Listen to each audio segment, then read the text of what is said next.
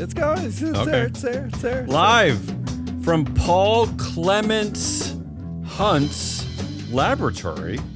It's a Business Pants Friday show here at May 30th Studios, featuring Analyst Hall Matt Moscardi. Woo! I am here. On today's weekly wrap-up, Fake Elon, Part 800, stakeholder losses at Market Basket and Boeing, penguin poop, and 40-hour work weeks for CEOs.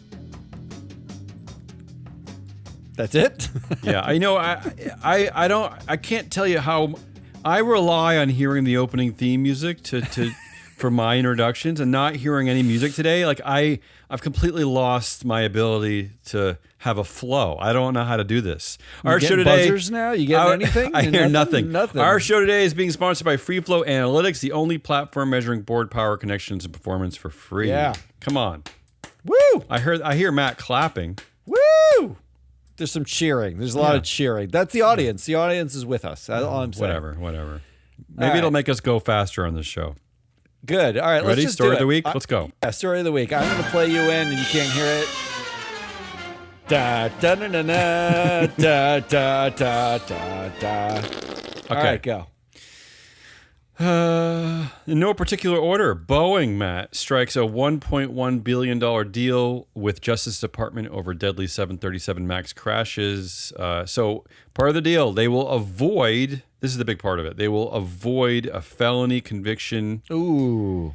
So they're going to pay $1.1 billion, which includes basically a quarter of it is a fine, half of it's going to families, and the other half is going to enhance compliance, safety, and quality systems. I realize my grasp of math with fractions is a bit hackneyed, but I don't really care. The point being, do you think this is a troll, Matt? Families, the victims' families, and how many people died? 346 people died in these two flights. They get $444.5 million, but the company has to spend $455 million to enhance certain. Is that a troll? Like the family's getting a little bit less? Like what is that? I'm really curious. Like why part of the agreement is like you have to spend money doing what you were supposed to be doing, right? Like why is that part of the agreement? Shouldn't the agreement be like what we give the families and restitution, and then like funds for like, you know, like building communities or something, and then separately, not like part of 1.1 billion, separately they're like, also do your fucking job. You have to do your job. How about also the vanity of just avoiding the felony conviction?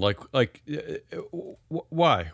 They just don't want that on their record? I mean, it's not like anyone's going to go to jail anyway. I mean, nothing's really going to happen other than this. So the company itself is this vain. Something happens. Tell me.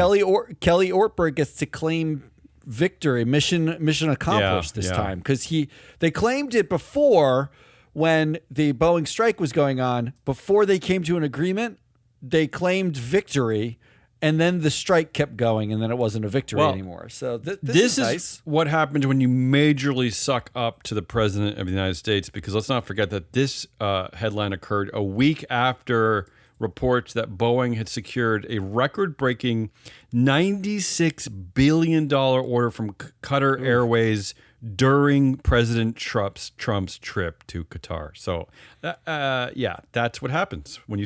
This is why Zuck is buying every home available in D.C., trying to suck up and keep his company from being broken up. I mean, it is the most childish thing you can do. Like, where's that guy right now? Can I buy the seat next to him and sit near him? Because I know I'm going to make billions if I do it. It's like, what are you, all babies? So this is a story we've been covering for years. So I wanted to lead with that. Is it the end? I don't know. Of course, the families are going to appeal this decision. I mean, absolutely. I'm sure they're going to not only ask for more money, but I'm guessing the families want that. But can you appeal the DOJ dropping the felony part of it? Can you appeal that part of it? I'm not even sure. I think actually the upside to dropping the felony part of it is there's additional restrictions, like by law, that if you're considered a felon that you can and can't do. So, but I don't think it's appealable. No, it's a settlement. So But they they can might fight. They can appeal fight the settlement amount of dollars. money. Yeah. They can appeal the amount of money they got, but I don't think they can appeal. Which we know will go down anyway. Well, that's like before lawyers' fees. Yeah. And it turns out that, and I found this out when I was back at the mothership at MSCI, a lot of these settlements are actually tax deductible. Did you know that? Right. So that's like $1.1 million less in taxes that they have to spend. Well, how about the government fining the company $240 million, giving the families $440 million? Why not just give that fine to the families? What the hell are we doing? What's the fine being used for? It pays for Nespresso pods in the break room. Second big story of the week. This is unfortunately a company that we don't cover in our database. It's a private company, but this is just a governance craziness that you don't see very often. So I had to include it.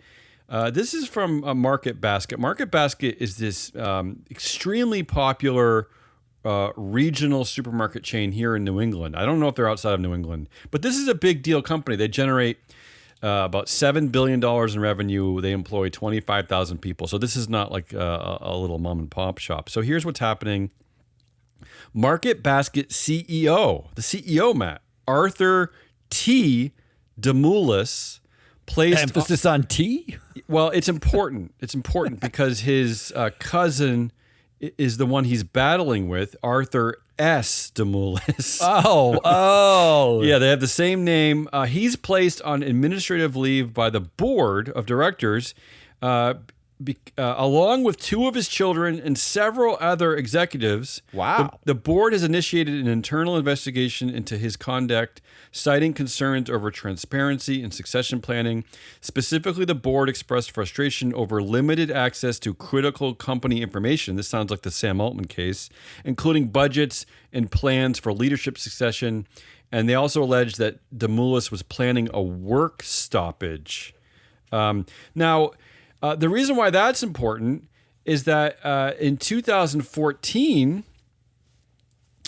there was a similar family dispute, which led to a widespread employee protests and customer boycotts in support of who they call RDT. So here's the backdrop of all this, Matt. This is why I'm calling this is so confusing. I know. I'm calling this a stakeholder loss, is that the customers and the workers absolutely love this man. They love RDT, the CEO. They adore this dude, okay? He is just like the employee whisperer. He's the customer whisperer. And so when there were protests and boycotts in 2014, they were absolutely behind him. Usually, you don't actually see a stakeholder customer base or employees support. This is like a local market. I mean, okay, it but might still, be big, but it's local. Yeah, you just don't see this stuff ever. Here's a great quote from one customer. This is from the Boston Globe saying, "If the employees think another walkout makes sense," this is to support, the CEO, RDT, "then I'd support them. Basket till the casket." Yeah, nice. I like that. I like that saying. Anyway, I don't know what to say. I wish we covered this story. I haven't had time to look to see what is disclosed about the board. I know it's already confusing because it's private, it's family control, but I had to include this one because from a governance, a drama perspective, this is just a glorious one. That's lovely, is what that is. That's all Matt's going to say. The third story of the week, which you're going to hate, I'm calling this the fake Elon government exit. The quote, the headline is yeah. He's real exiting the government, isn't he? Who knows? This is why I included this story. A disillusion. This is according to I think this is the New York Times headline. A disillusioned Musk, distanced from Trump, says he's exiting Washington. Now, I'm calling bullshit on all of that. First of all, Matt, per U.S. law, Elon Musk was actually a special government employee, and he is not allowed to perform those duties beyond the period of 130 days. And I think that's what we've hit. No? I haven't done the math. We're near or at it. Yes. Yeah. And there are reports now that Elon also went on CBS News saying that he doesn't entirely agree with the Trump administration, explains why he feels stuck in a bind. Here's his quote. "But it's difficult for me to bring that up in an interview because then it would create a bone of contention. He's bringing up his dissension. He says, I'm a little stuck in a bind where I'm like, well, I don't want to, speak up against the administration, but I also don't want to take responsibility for everything the administration's doing. So I'm like kind of stuck, So he's doing all this, Matt, with a backdrop of his company Tesla. The sales are completely destroyed. In fact, down 49% in Europe. I just saw in Quebec, they're down like 86%. They're down everywhere because only liberals buy electric vehicles. That's the irony. So he's now pretending that he doesn't like Trump, even though his 130 days are up, and even though like Donald Trump is saying like he's still my buddy. So it's turned out today is the 130th day from the inauguration. So this is all just more Elon blather. I don't know what is ever real in Elon's world. The double backdrop of this story is this this great reporting from Wired. Do I have the name of that article? I don't. Go to wired.com. Look at this great story they have about all the fake Elon stuff. Matt, we talked about this offline yesterday in our pre-production. What I wanted to know from you, and you couldn't answer, which I'm mad at you for, is why is the behavior and the statements of Elon Musk not risen to the level of investor fraud? I mean, I'm not gonna summarize everything here, although I want to, but Matt says I shouldn't because it's 400 minutes long if I summarize all of it. But essentially, from the beginning, from 2006, Elon Musk has been trotting out lies, just bold-faced lies based on these bullshit predictions about and I'll just list the things that he's lying about. First of all, let's start with getting to Mars, which Wire doesn't actually cover. But he starts with the development of a low-cost family car, which I think they just scrapped. He started that bullshit in 2006. He wanted to create a hyperloop, which would get people from Boston to New York City in less than half an hour. He already scrapped that. Driverless, of course, all about the autonomous driving. He's been promising that since 2013. Full autonomous driving. I didn't even know about this one, Matt. He promised autonomous charging. Basically, that you could drive from LA to New York without even touching the steering wheel and not even touching the charger on your car. He was saying that would happen back in 2016. Remember, he promised the boring tunnels to get us to solve. He said he was going to solve traffic, Matt. He promised to solve traffic in 2017. He also promised to install chips in our brains. He promised technology in 2018 that you would that your car would be autonomously delivered to your door. He promised in 2019 a army of 1 million robo taxis, whatever the hell that is. He promising a robot army too. These Optimus robots. He said not too long ago, Matt, and he said saying some of the things in earnings calls. He said that Tesla would actually make maybe 100 million robots a year.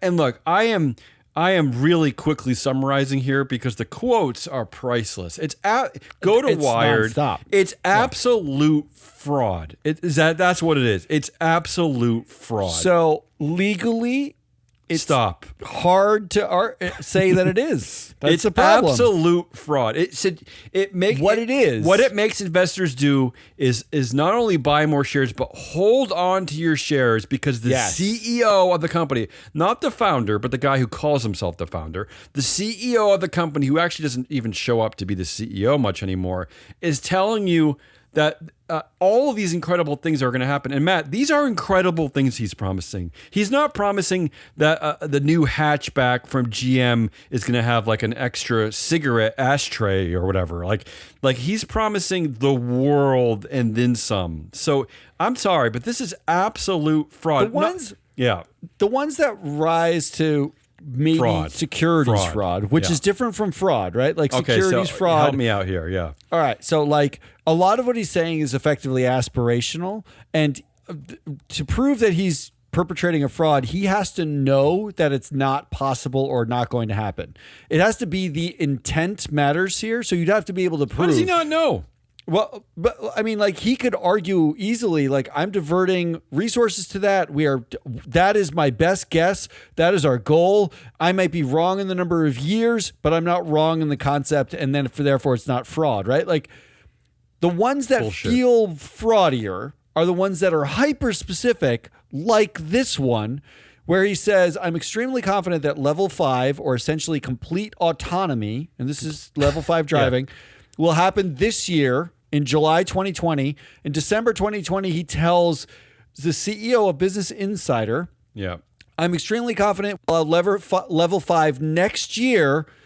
The CEO, Axel Springer, says, or Matthias Dopfner says, how confident? Matthias Dopfner, by the way, on the Netflix board. We just covered that on Proxy Countdown. He says, how confident? Musk replies, 100%. Yeah, he also said that, he said before that... That's fraud. He said there are no fundamental challenges remaining. That means if I bought the stock, I read that article and I said, I think this is going to be a big deal. I bought the stock. This is your CEO saying it. The CEO said it, 100% confidence that in the next year, he'll have full autonomous driving. And it doesn't come, I could file a derivative suit. Notice the year that is. That is the height of meme stockery.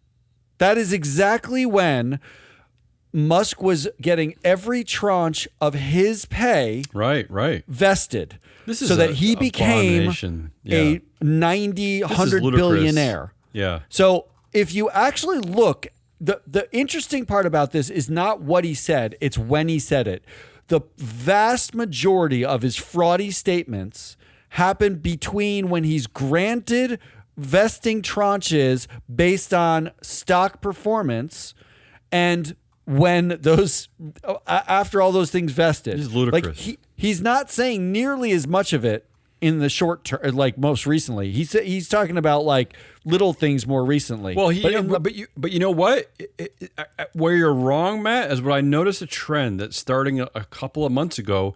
He is actually ramping things up again in earnings calls because his customer base has abandoned him. Yeah, no, but also because they're negotiating a new contract for him. That's true, but also like he needs to turn around the attitude around Tesla is at an all-time low. Yes, the share price is still. I don't think he cares about that. You might be right. I think very purely he cares about. This is an abomination. These are piggy banks. Tesla is a piggy bank, and he is better than anyone. Here's what's playing worse. On your fear that you will miss out. He's a FOMO king. Here's what's worse, and I'm completely now 100% out on any Tesla investor who doesn't just completely vote everybody out for the sake of our democracy. What's worse is that he spent the last 130 days basically rolling back every regulation, every regulating body that he can think of that oversees himself and his companies. None of this should exist in our culture. For that reason alone, investors for once can do the right thing and how about just saying no to a crook for once? You've already probably made your gains on your stupid shares at Tesla. How about just for once, just doing something that's ethically correct? Well, what I think I think you could care less about your stupid shares. The moral outrage is one thing, and I can agree with it. It's important. I'm sorry, but from an investor standpoint, the pattern you should recognize is the vast majority of the FOMO promises happen when he needs the stock to go up, not for you, the investor. Yeah, I agree. For his personal gain. But we are getting rid of CEOs for personal conduct issues like at Kroger's, which is fine. I'm in agreement with that. But we're allowing a CEO to not do his day job anymore, to get rid of regulations that oversee his own work, and we're letting him keep his job. That's bullshit. It's bullshit. Here's what I would watch. After this year, there's a proxy's going to come out. They need to negotiate a new pay package for him. I bet you in the next 3 months, all we see from Elon Musk is in the next year, we will achieve promises. We are going to get to B. Promises. I'm going to amazing Mars. Promises. Astronomical, amazing promises. The stock price starts to go up and up and up and up. And he's going to vest whatever his new pay package is. His robots will be flying us to Mars while another robot is giving us a back back massage, while Almost a third a robot guarantee. is putting $1 billion in our bank account. Yeah. I want that for Yeah, I want that robot. Let's go quickly now. Two more stories, unfortunately. This just made me laugh because I didn't really know there was an ESG inventor. Here's the headline. ESG inventor says Trump is its best possible advert. I actually kind of agree with this. This is Paul Clements Hunt, who is credited with coining the term ESG. He views Trump's opposition to ESG investing as inadvertently beneficial for the movement. I kind of agree there. Yeah, we've been saying whatever, right? Moving on. Do you know Paul Clements Hunt? Is this a I've man met you're him familiar before. with? Yeah. Okay. I've met him before. Is he He's the a inventor nice of the guy. acronym? I mean, I guess you put 3 letters together and it becomes an invention. Is the inventor, is that the right vernacular? Is that the right use of the diction, inventor? Can you invent an acronym? I don't know. I'm not buying that.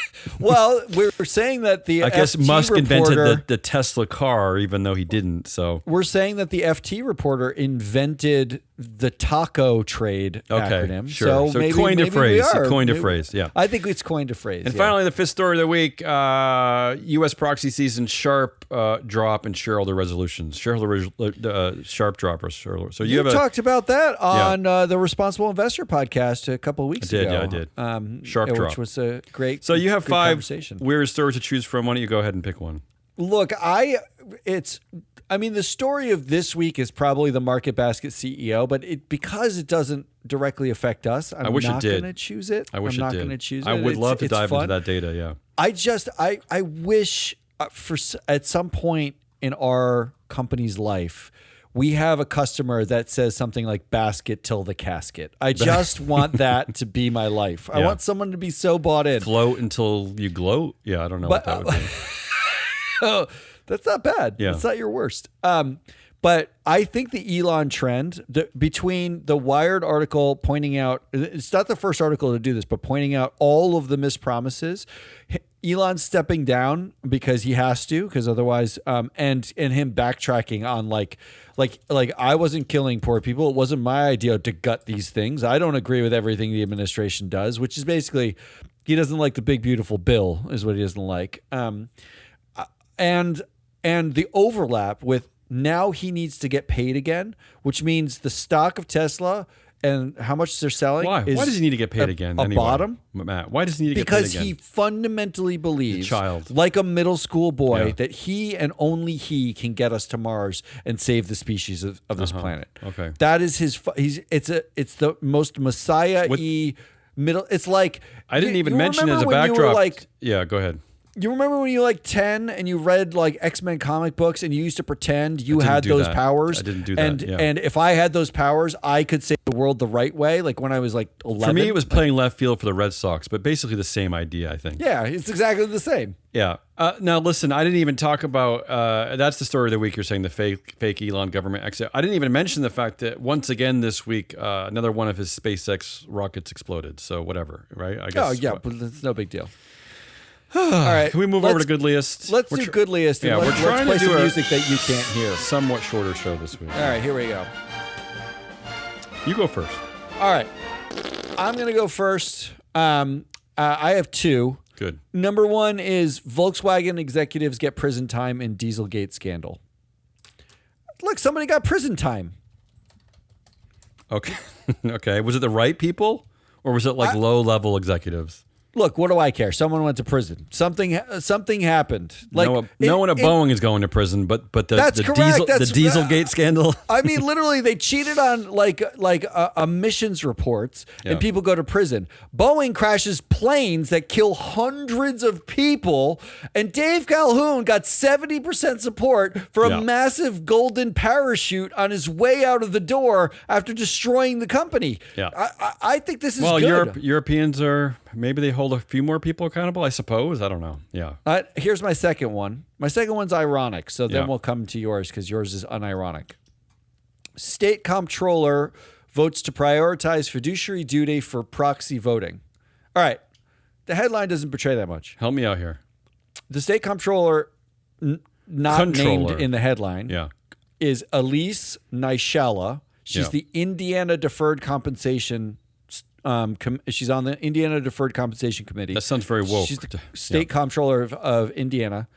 The new policy they've adopted in Indiana for all of their voting is the Boyer Research Proxy Voting Guidelines. Great. Which they said provides a voting framework solely focused on shareholder value. That's a lie, right? yeah. I love it. How does it do that, by the way? How does it do that? How does it know? So it doesn't, they don't have a lot of data. How can they purport to know that, by the way? What I love about it is Indiana has to publish their votes, right? Like they have to, by law, they have to show a lot of what they're doing. This means it's a live case study in the Boyer Research Proxy Voting Guidelines. Do they vote against directors? Because you remember when Strive came out and they said they were anti-woke and it was Vivek Ramaswamy and what we found was they really just voted against women and pay packages. That's all they did, suppose, right? Yeah. We're now going to find out. Free Float can look at Boyer data and find out. In fact, we'll know if there's a correlation between the freefloatanalytics.com data and what Boyer says about directors. Imagine if Boyer's using free data from us to just vote against directors. I love that idea. This is scary. Indiana was the state that had their governor, Mike Pence, the former vice president. He was he wouldn't have meetings alone with women, remember? Because of his religious standing, he wouldn't be alone in a room with another woman because there was something improper about it. This is the state. Terrify me. This is the state. Yeah. Yeah. Well, I love this. I love this story. I love it that we get a live look at Boyer Research Proxy Voting Guidelines. So those are my two. My good list of the week. This is a shout out to Ari, the data whisperer. Congratulations, Ari, by the way, for she has 17 children now. She's working on She just had her 43rd, yeah. And I know she's doing some great data work for us, right, as we speak. Still doing it, yeah. But this is kind of an old-fashioned one that I think she would have chosen, so I did this in honor of her. The headline is Penguin Poop, the latest tool to fight climate change. I'm already in, yep. Penguin guano. I hate that they have to call it by. I mean, it's poop. It's poop. Stop calling it guano. Releases high concentrations of ammonia, which reacts with sulfur compounds in the atmosphere to form aerosols. These aerosols facilitate cloud formation, potentially cooling the Earth's surface and preserving Antarctic ice. Now, this sounds extremely woke. I hope that RFK Jr. is already working on a plan to kill all the penguins, right? Because this doesn't sound right. This is the kind of woke that he likes. He likes this version of woke. This is the version he likes. He loves something natural. This is based on data and science and observation. That sounds observing things like this in nature. That sounds very woke, right? No. What they're going to do is that we're going to cite this and we're going to start collecting penguin poop and we're going to be so proud of ourselves, without realizing that we are simultaneously absolutely demolishing anywhere penguins live because of climate change. There's no ice, there's no nothing, and penguins all die. So tell me what's the goodliest? You just made the goodliest me feel bad about the goodliest. It's definitely penguin poop, right? I think so. Let's move on. I don't know that there's another question. All right, let's do the next one. You ready? Yeah, I'm ready. All right, I have 4. But really, it's 3 and a half-brained idea because I want to run an idea by you. Go ahead. Based off a headline. All right, first up. Tesla investors demand Musk work a 40-hour week at EV maker as crisis builds. Is that the headline? Is that a parody headline? Is that a satire? That's real. That's real. It's real. That's a real headline. I love that Tesla investors are begging the CEO of the company they own. Yeah, the CEO. To work. The CEO. Yeah. And owner. With a completely sycophantic board that provides absolutely no oversight. So he actually has to work harder than a normal CEO because they're not going to tell him no. I love that they're begging him to work 40 hours a week. I love that they're begging him to do that. It is an embarrassment. And the thing that makes this so assholey to me. Yeah. These investors, so this is Tesla investors, here's the headline from 2020. Jack Dorsey, Twitter's eccentric CEO, could be looking for a job soon. Here's a quote. Elliott Management. Elliott is concerned that Dorsey hasn't focused enough on Twitter because he's also chief executive of payments company Square. The hedge fund is pushing for a CEO whose sole job is running Twitter. Isn't it ironic that it happened at Twitter? I mean, it's hard to disagree with that. No, I don't disagree with that. Yeah. I just think it's so fucking stupid that we apply that for that guy, but not the guy who literally now owns Twitter, who has 4 other jobs, and investors are just begging him to show up to one of them and treat it like a normal job. This is the value of a pattern of fraud, of fraudulent statements, right? Because it artificially elevates the share price. So investors just look the other way. You don't have to worry how much he works if he just keeps coming out and saying, in 6 days, I'm going to have gone to Mars and come back. Right. I just wish the investors would admit to me, would call me up. I'll give you my number. Call me up and personally admit that if the CEO's name at Tesla was Mary Barra and she had a pattern of fraudulent statements, not only on social media, but on earnings calls, that you wouldn't have gotten rid of her like almost immediately. Because you know what I want, actually? Yeah. I want Tesla investors to stop whining and whinging about Elon Musk. Sell the fucking stock or vote out the board. Yeah. It is a 1 share, 1 vote company. Stop whining. Are you kidding me? And we're not saying that we want you to hurt Elon. We don't want you to like hit him in the knee. We don't want to like Tanya Harding his knees. We're just saying like get enough with Tesla. Let him go focus on SpaceX or something. Stop whining or admit you don't care what he does as long as he just says stuff that makes the stock go up. Yeah, it's time. That's all you really want. You don't want him to work 40 hours a week. You want the stock to go up. You don't want him there. You just want him to say stuff that makes everyone else believe it. You want the fraud. Yeah. Just demand the fraud. I can't talk about it anymore. So we can get over it. So we can get over it. I like that. Yeah, you should be demanding more fraud, investors. I love it. Just say, I want fraudulent Elon. Do the right thing for once. I dare you. You'd be, you know what? You'd be finally be a good example to your children. You can finally come home and say you did something good for our society. What else do you have, assholes? That's option 1. Option 2 are CEOs, straight up, all of you. Oh, okay. Right? All of them. Yeah. Here, I saw this headline. Wells Fargo's Sharp says CEOs are worried. Charlie Sharp. Worried, yeah. They're worried. They're worried about their 4th house in Hawaii? What are they worried about? Here's what I think they're worried about. Yeah. These are just headlines from the last week. These are not new these are headlines from the last week. CEO pays rose nearly 10% in 2024 as stock prices and profits soared. Money. Great. Yeah. Activist investor accuses Penn CEO of using company jet as personal Uber. Right. Perks. Yeah. Anthropic CEO warns AI could eliminate half of all entry-level white-collar jobs. Ooh. You know what that means? Yeah. You don't have to pay those people. That's a lot of savings. Money. Yeah. That's a lot of money. Those are good jobs, all those jobs. Yeah. How about CEO Jensen Huang to sell 800 million of Nvidia stock? I don't like that one. You know, when I saw that headline, Matt, I thought, why do we let the CEOs like that? Why do we even let them cash out? They should be forced to hold these shares throughout their whole tenure. Like, why do we?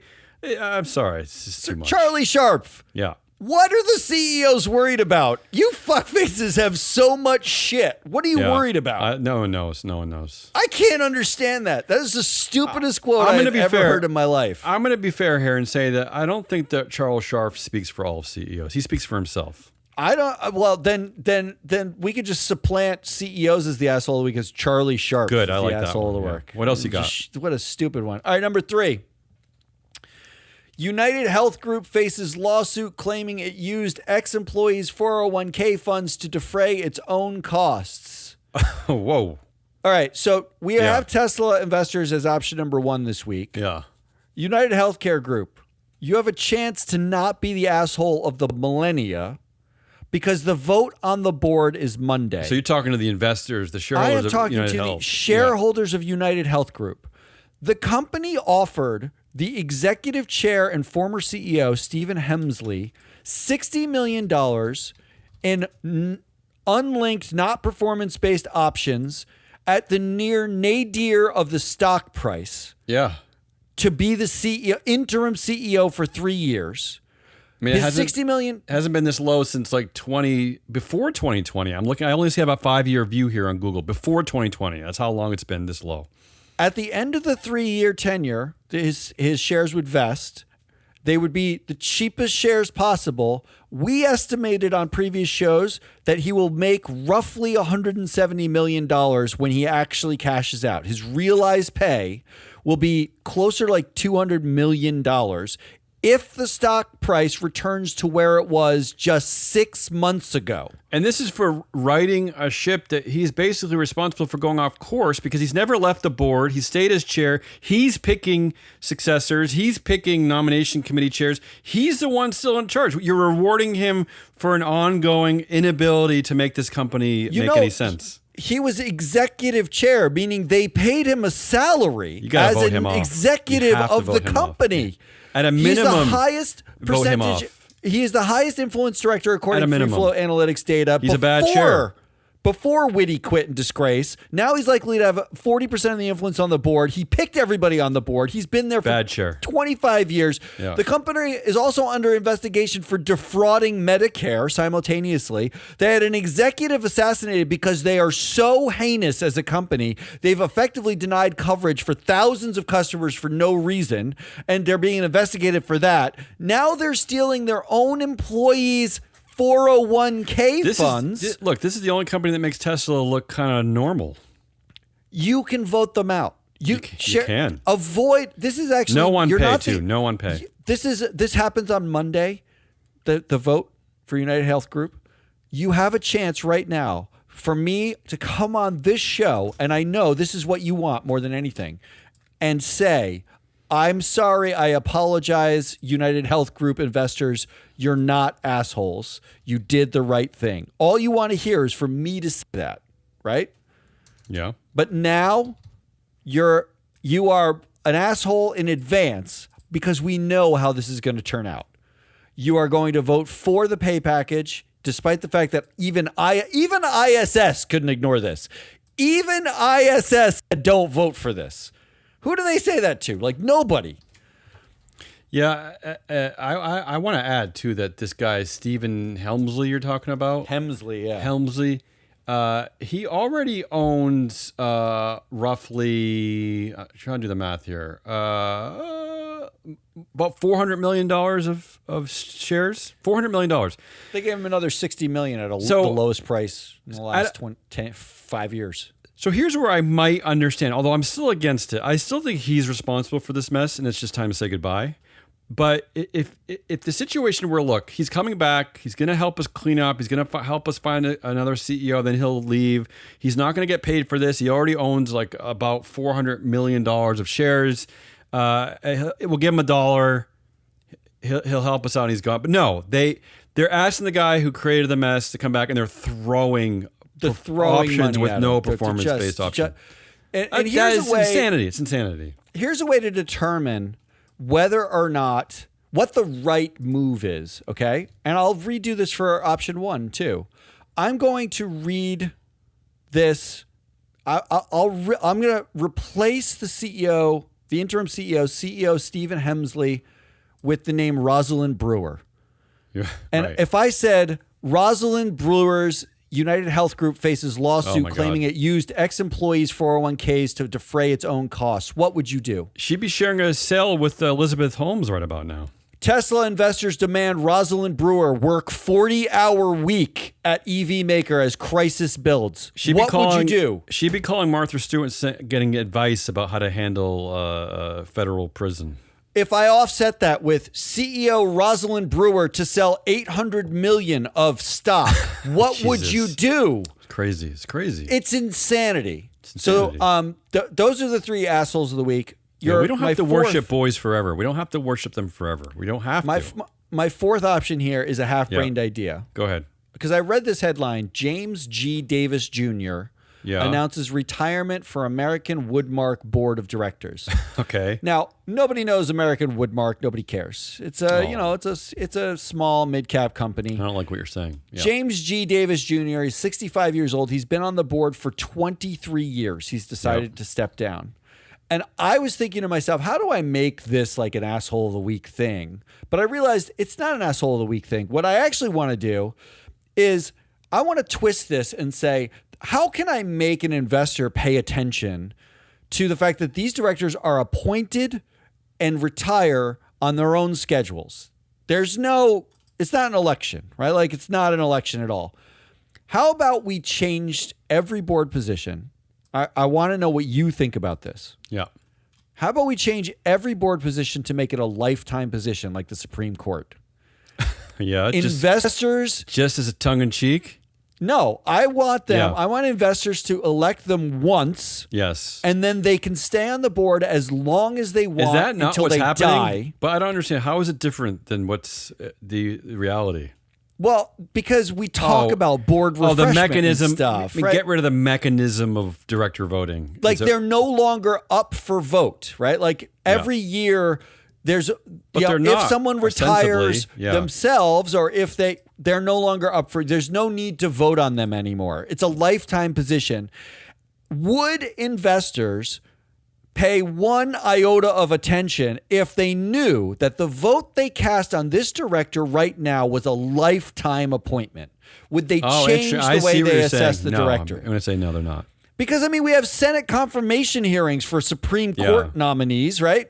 Like, we grill people when we know it's a lifetime appointment. Right. Why not do it for for board members? American That's my half-baked idea. It's pretty half-baked. American Woodmark is also one of these companies that drives me insane. So they make kitchen and bath cabinets, right? And we know that the domestic spending power is with the women. It's women hold domestic spending, especially with things like kitchen and bath cabinets. We know this.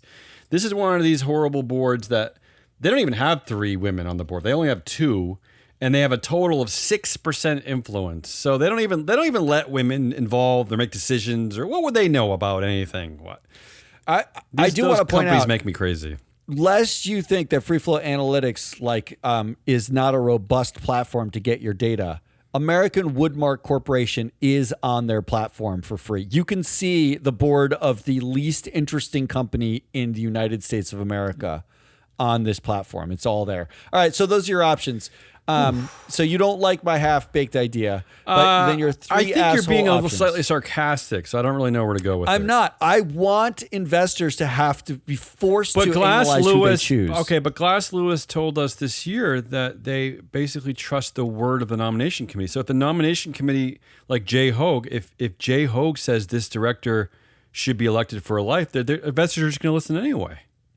I would love to see that because you know what? That reflects what's happening anyway. Yeah. And if they don't care, they want to throw their one vote away because you get the one vote on this person, and then they can those people can be snorting coke off of hookers for their 20 years on the board. I'm just saying. All right, so your 3 asshole options are Tesla investors, Charlie Sharp /CEOs, and United Health Group investors. What's your choice? Oh. I mean, how much can we keep talking about Tesla investors? When is this going to end? Like, he's going to have to commit some level of what, fraud? No level of fraud. I'm just thinking, like, what is the end game here with the share price plummets, or Mimi retail investors decide they don't like him anymore because he goes woke or something like. Like, is he going to go woke now and they're going to be done with him? Like, I don't know what's going to happen, but I just can't. I feel like I've already voted for them enough. I'm not comfortable voting for all CEOs. See, that's not really a story of the week saying that CEOs are worried. They're always worried. They're always pretend that life is difficult for them, right? Despite the fact that pay goes up every year since like 2001. There's always headwinds, but headwinds is my favorite thing. Yeah. The clear asshole of the week has got to be, well, I don't know. Is this a pre-asshole? This is pre-asshole. It's like precogs. If you don't vote, if you don't vote no wildly against everything going on at United Health Group, just to show your displeasure, just to show like, oh my God, this is a shitstorm, then you're crazy. You're an asshole. I mean, especially pay. Correct. But it has to be more than pay. You have to target the compensation committee. You have to target the chair and former CEO. You have to target everything, honestly. But that's correct. If you don't get this right, I don't know what's going on. I really don't know what's going on. All right, so that's the asshole of the week. Yeah. All right, let's do headlines, winners, predictions. And Yeah, I let's think we can get out of here. Yeah, we can get out of here. Reasonably. Unfortunately, I'll give you one of my headlines first because it's continuing to talk about Elon Musk. I apologize to the audience. I'll just say this quickly. You don't have to even comment about it. This is from CNBC.com, of all places. Musk's SpaceX town in Texas warns residents they may lose right to continue using their property. Oh, yeah. Once again, Tesla investors, when are you going to end the madness? When? Go ahead. I'm still excited about my prediction for Script, Space Town Script. Right. But you've got two. Why don't you do them both? And this one, just because I thought is an interesting, nerdy one for us here at Free Flow, for anyone who studies corporate governance in general. So Anthropic CEO Dario Amodei had a bunch of things to say about AI, but here's the one that I wanted to talk about. He was asked when he thinks the world will see the first billion-dollar company with one employee. Ooh, I like that. He said 2026. So he's suggesting that next year we might have a company listed on an exchange with one employee, maybe. Maybe it'll go public. I haven't told you. I think. Yeah. Do I own 51%? Can this be us? Can this please be us? Well, I have to fire you first. Do I own 51% of this company or what? Do you? Like, I don't know. Do yeah, I? That doesn't seem right. I would like to. If you get us to $1 billion market cap, then I'll give you the 51%. All right, perfect. I picked this headline headline of the week. Nearly half of young people wish the internet had never been invented. Is that true? I love that. I'm true? one of the. I'm not. I don't think I qualify as a young person anymore. No, do I? Of course not. I don't know what. Yeah, what is the young? Do we know the age range? I didn't even read it. Is it like 0 to 6 months old? What just is the headline news of the week? It is from a obviously from some survey of young people by the British Standards Institute. Oh, 16 to 21 years old. So I'm like 25 years too old to even be considered in the study. But I also agree with you that I wish the internet had never been invented. I will tell you I do tell a lot of stories to like my kids and their friends about like that life before I went to college, like the fun adventures we used to get into, and there were a lot of them. They do get a bit jealous because not only were my generation of parents not like helicoptering over us. In fact, I don't know if they knew anything we're up to. They didn't even know where I was. And my mom was a teacher, so it's not like they weren't part of the world that looked at kids. But in general, there were far fewer rules in society in general, like the things that we could sneak into. I was just telling my daughter yesterday about all the different parts of the culture that we could sneak into, including there was a lot of including sneaking. Red Sox games. There were fences you could jump. Like, it's incredible, right? I mean, anyway, who's your winner? I went serious again for this one, and you're going to hate this one, but I got to be the Boeing CEO, Kelly Ortberg, right? I mean... Oh, yeah. I hate to take this category seriously, but yeah. Yeah, this is like the third week in a row. Stop taking it seriously. Next week, who's your winner? My winner is Grok. Ugh. Musk's AI. Have you ever used Grok? I know you use different AI. Okay. No, I have not used Grok. I've used Gemini. I've used Claude. I've used ChatGPT. I've never used. I forget that Grok exists, and Meta has one too. Yeah, I've never used Meta or Grok, but I like it because of this headline: Marjorie Taylor Greene beefs with Elon Musk's AI chatbot, saying the judgment seat belongs to God. Yeah. When asking Grok she asked Grok about herself, and it's said something like she's a Christian, conservative, nationalist, whatever. But she has been criticized for like two things, and she lost her mind because Lord knows Grok is woke now. I spent some time thinking about this headline. This is a funny one to me because I actually I don't disagree with her, and I also think that she's crazy and that Grok is crazy, because what it really made me fully realize for the first time, and I'm sure others have already realized this, is that these chat bots are essentially the equivalent of like white middle school children, boys, I should say, creating a new god, right? Aren't they really creating a deity? Yeah, they're creating It's but in their own image, much like but that's like God what Christians created did, Jesus. or Muslim. I mean, we all created our own fake God in our own image, right? I mean, we've been doing that forever. So it kind of just made me realize, like, we are kind of replacing God. I hope the conservatives will join me in trying to root out all the dictatorships at tech companies like Zuck, right? Like. Because I'm with you. Let's get rid of these. Let's get rid of. Hey, Christian conservatives, I know you usually love everything I have to say. Let's at least work together to get rid of dual class shares. How about that? We start with that. Well, when asked, ChatGPT says of me. Yeah. I don't want to know this. Well, first of all, say fire Damien. It says I'm a prominent figure in the field of environmental, social, and governance research. You're a figure. I'm a figure. I'm a figure. So I like being a prominent Very figure. boring figure. Yeah. I said, what are criticisms of me? Yeah. And one of the criticisms was confrontational commentary style. Really? Muscardi often employs a sharp and satirical tone to critique corporate practices and governance issues. Is that a While criticism? this style resonates with some audience seeking unfiltered analysis, others perceive it as overly confrontational or lacking the decorum expected in professional discourse. Well, that's all true. That's all true, by the way. I wasn't wearing a monocle when I said it. And our audience does suffer because we are the only company in our field that is willing to spout off constantly, completely independent of everything. In fact, so independent that I don't even know that. Does anyone even know? I mean, we exist. Are we? No, nobody knows that we exist. Yeah. My main criticism of you is that that you're the CEO of this company. It's not yet worth $1 billion. I'm waiting for $1 billion. What are you waiting for? What are your predictions? What's your prediction? I'm going to go back to making non-serious predictions. My prediction is that RFK Jr. discovers that Trump poop. Okay. Oh. And this is Trump poop from all Trump butts, not just Any Trump. Trump poop. Trump poop is more effective than 93% of the American Federation of Teachers Union. Oh, wow. So the poop itself is better at educating our children than the teachers, than American teachers. But 7% are more effective than the poop. So we just but got to figure out who that is. The point being is that we can fire teachers and we can just put poop in place. Replace them with Trump poop. Yes. Not your worst prediction, not your best. Not my best. All right, let's get out of here. Here's my prediction. I saw this headline.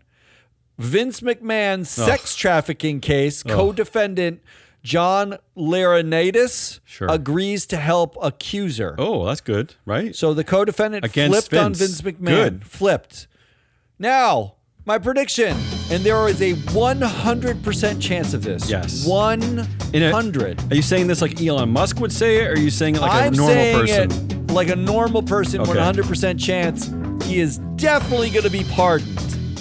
Definitely of course. going to be pardoned. Yeah, I mean, there's no doubt. way. If we're pardoning No doubt. gang members in January 6th and we're pardoning everybody who's ever supported Trump in any way, his wife is the Secretary of Education right now. Oh, it's terrible. Can we end this show? There It's is terrible. no way he's not pardoned. It doesn't matter how many people he sex traffics or how many defendants flip on him. That is my prediction. That's all we got. That says Donut Rollins. I am your analyst, Matt Muscardi. We are free float. You're right. It is hard to do this without hearing the music. I don't hear it now. It's difficult. Come back. We got a proxy countdown going out today. Simultaneous back-to-back shows today. We got one going out on Netflix. All sorts of updates from the annual general meeting world. Just like sports, we are covering it all on Proxy Countdown. We got shows next week. If you missed the show from earlier this week, Shareholder Primacy, Mike Levin and Ann Lipton, that came out, worth listening to, all about Texas. Texas rules, Texas laws, the ridiculousness happening in Texas. Until next week, good